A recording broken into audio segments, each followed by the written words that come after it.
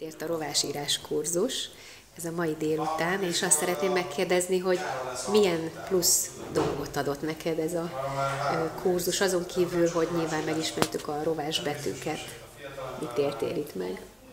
Hát nagyon érdekes volt, hogy ezek a betűk honnan erednek, milyen szimbólumokból alakultak ki, és ez az egész világ, ami körülvesz, hogy az őseink hogyan gondolkodtak, hogy hogyan élték meg, és hogy miből választottak, milyen szimbólumokat választottak, mi volt a számukra fontos, amik a betűket jelölik, hogy mit választottak ki egy-egy betűnek, mi volt az életüknek az a fontos része, amiről úgy érezték, hogy ez például egy betűt szimbolizálhat.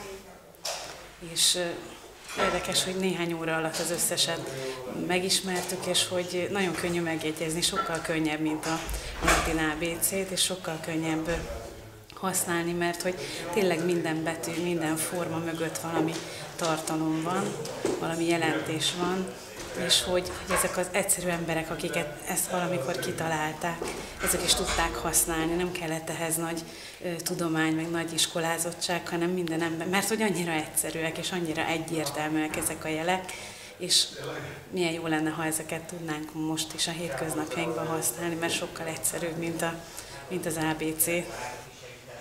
Egyszerűbb használni, és egyértelműbbek ezek a jelek, és a mindennapi életünk részei.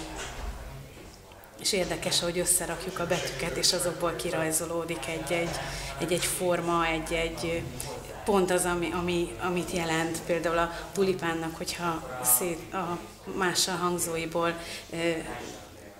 hangzóit összerakjuk, akkor abból ki tud rajzolódni egy tulipán, és ez annyira érdekes, hogy nyilván nem véletlen, hanem valamiért ez így alakult ki, és olyan jó pofán találták ki ezeket a szimbólumokat, hogy valóban a jelentés is kirajzolódik a betűkből. Köszönöm szépen. Használjuk minél többet. Igen.